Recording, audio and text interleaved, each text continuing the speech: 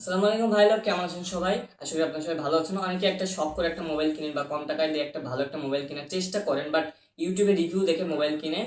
তো রিভিউ দেখে মোবাইল কেনার পরে তারা বলে যে অনেক ভালো মোবাইল, অনেকদিন যাবে, কিন্তু আপনাদের নিজেদের দোষেই আপনারা সেটা বেশি দিন ব্যবহার করতে পারেন না। আপনি অনেকে হাত থেকে ফেলেন, অনেকে অনেক উল্টাপাল্টা কাজ করে ফেলেন, তার জন্যই মূলত আপনি সেটি বিভিন্ন বা অনেকদিন ব্যবহার করতে পারেন না। আজকের ভিডিওটা আমরা ওর 5টা টিপস রাখার চেষ্টা করেছি। তো সেই 5টা টিপস যদি আপনি অবলম্বন করেন তাহলে আপনি আপনার মোবাইলটা বা যে মোবাইলটা আপনি ইউজ করছেন সেটা কমপক্ষে 5 বছর আপনি একদম মানে দীর্ঘমেয়াদী বা 5 বছর আপনি ভালোভাবে ইউজ করতে পারবেন। তো এই 5টা টিপস যদি আপনি মেনে চলেন তো আপনার মানে যে শখ করে যে মোবাইলটি কিনেছে সেটা নষ্ট হবে না, বা সেটি খারাপ বা ভোগান্তি আপনাকে পোহাতে হবে না। অনেকেই মোবাইল হ্যাং করে বা অনেক ঝামেলা হয়, সেটা আপনাদের অনেক ভোগান্তি পোহাতে হয়। তো সেই ঝামেলাগুলো আপনাদের আর হবে না। আর মোবাইল কিন্তু দীর্ঘমেয়াদী হবে, অনেক বছর টিকবে। তো চলুন ভিডিওটি শুরু করা যাক। তো প্রথম যে টিপস সেটি হচ্ছে কেয়ারফুল ইউজ। আপনার মোবাইলটি যদি আপনি কেয়ারফুলি না ইউজ করেন বা হাত থেকে ফেলিয়ে দেন তাহলে কিন্তু অনেক ধরনের ঝামেলা হতে পারে। আপনি যদি ভালোভাবে না দেখে শুনে না ব্যবহার করেন তাহলে কিন্তু মোবাইলে অনেক ধরনের ঝামেলা হওয়ার পসিবিলিটি থাকে। আমি এমন অনেক মোবাইল দেখেছি মানুষ পকেটে মোবাইল রেখে মোবাইল নষ্ট হয়ে গেছে। অনেক কারণে কিন্তু মোবাইল এই মানে ড্যামেজ হতে পারে। তো সেগুলো হচ্ছে আপনি যদি মোবাইল পকেটে রেখে কোথাও ঘষা টসা লাগাবে, এই ধরনের কারণে কিন্তু মোবাইল নষ্ট হয়ে যাওয়ার পসিবিলিটি হিউজ থাকে। আবার দেখেন এগুলো হতে পারে যে আপনি মোবাইলটি অনেকবার হাত থেকে ফেলেছেন, তার কারণে কিন্তু মোবাইল নষ্ট হয়ে যেতে পারে। আবার দেখেন এটাও হতে পারে যে আপনি মোবাইলটি পকেটে নিয়ে কোথাও গেছেন, আপনি হঠাৎ করে বসলেন কোথাও, বা অনেকে পকেটে মোবাইল রেখে নামাজ পড়েন, সেক্ষেত্রে কিন্তু একটা প্রেশার পড়ে। তো সেই প্রেশারের কারণে মোবাইল ডিসপ্লে চলে যাওয়া বা ভিতরে ফিজিক্যাল অনেক ড্যামেজ হতে পারে, বা ক্যামেরায় প্রেশার লেগে ক্যামেরা ফগ হয়ে যেতে পারে, বা এই ধরনের কিন্তু অনেক মানে ঝামেলা হতে পারে। আমি বলবো যে আপনি মোবাইল যেসব জায়গায় মোবাইল বা হয়তো মোটরসাইকেল চালাচ্ছেন, তো এই সব জায়গাগুলোতে মোবাইল পকেটে না রেখে যে এখানে যে পকেটটা থাকে সেখানে রাখতে, অথবা অন্য কোনো জায়গায় বা মানে পিছনে যে পকেটটা থাকে সেখানে রাখলে সবচেয়ে বেশি উত্তম হয়। আর যদি সামনের পকেটে রাখেন, সাইডে বা এই ধরনের কোনো কিছু না রাখে একদম উপরে মোবাইলটা রাখার চেষ্টা করবেন, যাতে যে প্রেশারটা সেটা যেন কম পড়ে, তাহলে কিন্তু মোবাইল দীর্ঘমেয়াদী হবে। এবং টিপস নাম্বার 2 হচ্ছে টেম্পারেচার মেইনটেইন। আপনারা অনেকে উড়াদুরা গেমিং করেন, আমি জানি পাবজি ফ্রি ফায়ার খেলেন। তো সেক্ষেত্রে কিন্তু বিশেষ করে স্যামসাং আর অ্যাপেলের মোবাইলগুলো অনেক গরম হয়, এবং তখন দেখা যায় যে মানে 41 ডিগ্রি 43 ডিগ্রি পর্যন্ত চলে যায়। তো তখন কিন্তু ডিসপ্লেতে একটা ঝামেলা হয় এবং ব্যাটারিতেও কিন্তু একটা সমস্যা দেখা যায়। মানে আমি বলতে চাইছিলাম প্রথমে যে ব্যাটারির সবচেয়ে বড় শত্রুই হচ্ছে হিটিং। হ্যাঁ, এই যদি মোবাইল হিট হয় দীর্ঘক্ষণ গেমিং করলে বা কোনো একটা কারণে, তাহলে কিন্তু ব্যাটারিতে টেম্পারেচার সেটা সহ্য করতে পারে না, এবং ডিসপ্লেতেও কিন্তু সে কারণে অনেক ঝামেলা দেখা যায়। গ্রিন লাইট বা এই ধরনের অনেক ইস্যু কিন্তু দেখা যায়, অ্যাপেলের স্ক্রিন কালো হয়ে যায়। তো অনেক ঝামেলা কিন্তু হতে পারে। এই জন্য সবসময় টেম্পারেচার মেনটেন করার চেষ্টা করবেন। অনেকে অনেক উল্টাপাল্টা চার্জার দিয়ে চার্জ করেন, তার ফলেও বা অনেকে থার্ড পার্টি চার্জার দিয়ে চার্জ করেন, তো তারপরেও সেগুলোর জন্য কিন্তু মোবাইলের ব্যাটারি অত্যন্ত পরিমাণে হিট হয়ে মোবাইলের ব্যাটারিতে তার যে কর্মক্ষমতা সেটা হারায়, এবং মোবাইলের কিন্তু ব্যাটারি সাইক্লিং আস্তে আস্তে কমতে থাকে, এবং অনেকে অ্যাপেলের ব্যাটারি হেলথও কিন্তু কমে যায় নির্দিষ্ট সময়ের আগেই, বা যে সময়টুকু যে হেলথ কমার কথা ছিল তার থেকে বেশি কমে যায়।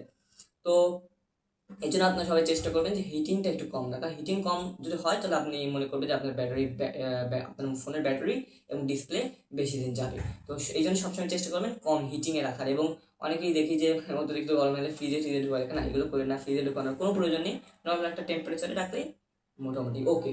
আর চেষ্টা করুন 20 থেকে 30 মিনিটের বেশি গেমিং না করা। এরপর আমাদের 3 নাম্বার যে যে টিপস সেটা হচ্ছে চার্জিং পোর্ট। অনেকে চার্জিং পোর্টে উল্টাপাল্টা অনেক চার্জার, থার্ড পার্টি চার্জার দিয়ে মূলত চার্জ করেন।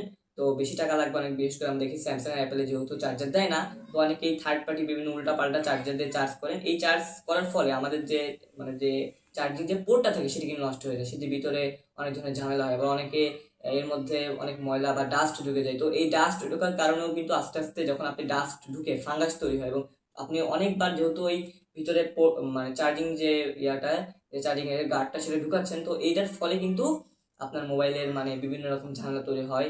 এছাড়া ফাঙ্গাস তৈরি হওয়ার ফলে বারবার এই চার্জিং গার্ড সে চার্জারে সেটা ঢুকানোর ফলে ফাঙ্গাস তৈরি হয়ে আস্তে আস্তে ভিতরে নষ্ট হয়ে যায়, এবং এর ফলে কিন্তু মোবাইলের কর্মক্ষমতা কমতে থাকে। এবং তখন কিন্তু দেখবেন যে মোবাইল যে যদি 10 ওয়াটের চার্জ নেওয়ার কথা সেটা 10 ওয়াটের চার্জ নেবে না, 5 বা 6 বা 7 ওয়াটে কিন্তু চার্জ নেবে, শুধুমাত্র ওই সমস্যা হওয়ার কারণে। চাই আপনি সবাই চেষ্টা করবেন মোবাইলের যে মেইন চার্জার ওটা কেনার জন্য, এবং যে মোবাইলগুলোতে চার্জার দেওয়া হয় না সেগুলো আপনি চেষ্টা করুন ভালো কোনো মানের চার্জার অথবা কিউসি ওয়ে চার্জারগুলো ব্যবহার করার জন্য। আশা করি আপনারা এই নির্দেশনাটা মেনে চলবেন। এবং আমাদের 4 নাম্বার টিপস সেটা হচ্ছে টাইমলি চার্জিং। আপনারা অনেকে কি করেন, একদম মনে করেন যে 100% চার্জ হলেই আমি অনেক বেশি ব্যাকআপ পাবো। আসলে ভাই 100% চার্জ হলে হ্যাঁ একটু বেশি ব্যাকআপ পাবেন, ঠিক আছে, বাট সেটা কিন্তু ব্যাটারির জন্য ক্ষতিকর।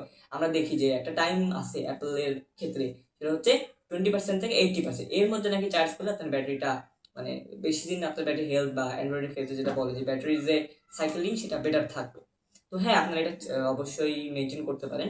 20% থেকে না দুঃখিত 80% পর্যন্ত আপনারা চার্জ করতে পারেন, যখন মানে 20% হয়ে যাবে, তখন আপনারা চার্জ দিয়ে দেবেন এবং যখন 80% হবে তখন চার্জ থেকে খুলে ফেলবেন। এটা মানলে আপনাদের ব্যাটারি সাইকেলিংটা কিন্তু বেটার থাকবে এবং এক্ষেত্রে দেখা যাবে যে আপনারা অন্যান্যদের চাইতে ব্যাটারি হেলথটা বেটার থাকবে এবং আপনাদের বেটার ব্যাটারি ব্যাকআপ পাবেন লং টার্মে গিয়েও। তো এটা অবশ্যই মানার চেষ্টা করতে পারেন।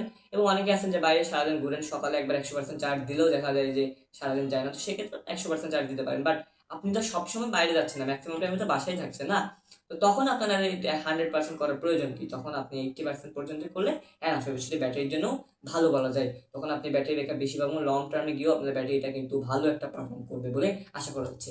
এবং আমাদের নাম্বার 5 এবং লাস্ট যে টিপস সেটা হচ্ছে ফিজিক্যাল ড্যামেজ। হ্যাঁ, এইটা সবচেয়ে গুরুত্বপূর্ণ পয়েন্ট আজকে ভিডিওটার জন্য। অনেকেই মোবাইল উল্টাপাল্টা ভাবে হাত থেকে ফেলাই দেন বা বাজার যে মোবাইলগুলো সেগুলো হাত থেকে ফেলে দেখা যায় রিবনের যে মাঝখানে ডিসপ্লেতে দাগ চলে আসে, গ্রিন লাইন চলে আসে, ক্যামেরায় ফগ পরে, ক্যামেরা তার যে সেন্সরটা থাকে বা অক্সিলারি যে লেন্স থাকে সেটা কিন্তু হারিয়ে ফেলে। সেটা নষ্ট হয়ে যাওয়ার ফলে আপনার ক্যামেরা থেকে মোবাইলেও অনেক ঝামেলা সৃষ্টি হয়। আমি অনেক ক্ষেত্রে ডিসপ্লে সমস্যা দেখেছি, ফ্ল্যাশ লাইট কাজ করে না, মোবাইলে অনেক ঝামেলা হয়। এইটা আপনার সবাই এড়িয়ে যাওয়ার চেষ্টা করুন, মোবাইলটা আপনি সেফ ভাবে ইউজ করার চেষ্টা করবেন। অনেকে পানি টানিতে ফেলেন, এটা একদমই করার কোনো দরকার নেই। আর মোটরসাইকেলে মোবাইল রাখতে যে অনেক সময় ফেলাই দেন, তো সবচেয়ে মোবাইলটা বি কেয়ারফুলি ভাবে ইউজ করলে আপনার মোবাইলটা দীর্ঘদিন যাবে। এই মোবাইলে সবসময় চেষ্টা করবেন যে একটা ব্যাক কভার বা কোনো একটা ব্যাক প্রোটেক্টর বা এই ধরনের কোনো কিছু একটা ব্যবহার করা। তো তো সেক্ষেত্রে কি হবে, আপনার মোবাইলটা হিটও হবে না। আপনি যখন ভালো মানের কোনো একটা যে ব্যাক কভার থাকে সেটা যদি ইউজ করেন, তাহলে যখন মোবাইলটি অতিরিক্ত পরিমাণ গরম হবে তখন কিন্তু সেই বাতাসগুলো বাইরে বের হবে। অথবা আপনারা যদি মানে এমন কোনো কেস ব্যবহার করেন যেটা প্লাস্টিকের বা সেটা আটকানো চারপাশে, তো সেক্ষেত্রে কিন্তু বাতাস বের হবে না, ভিতরে থেকে অতিরিক্ত গরম হবে এবং আপনার ব্যাটারিতেও কিন্তু একটা প্রভাব পড়বে।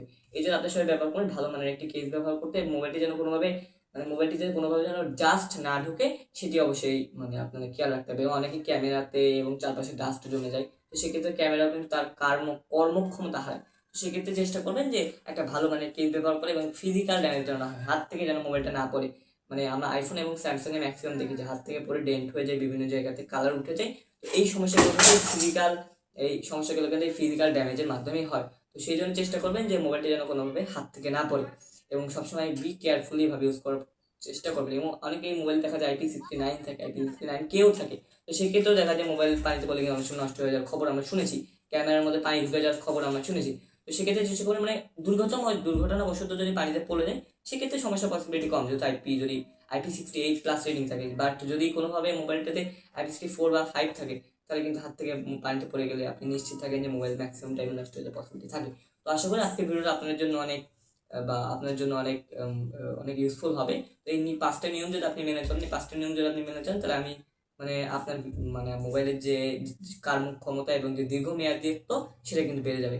তো আশা করি পুরো ভিডিওটা আপনাদের উপকার হয়েছে এবং পুরো ভিডিওটা আশা করি আপনি দেখেছেন। তো এই ভিডিওটা দেখলেই আপনাদের যে মোবাইলটা যে দীর্ঘমেয়াদী হবে সেটা আপনাদের বাস্তবতা হবে এবং আপনাদের যে লং টার্ম আপনার যে একটা শখের মোবাইল ব্যবহার করতে চান সেই আশাটা আপনার পূরণ হবে। তো পুরো ভিডিওটা যারা দেখছেন তাদের অসংখ্য ধন্যবাদ। এবং এই রাফি, তুই হ্যান্ডেল মারতে হস কেন? তোরে বলছেন হ্যান্ডেল না মারতে।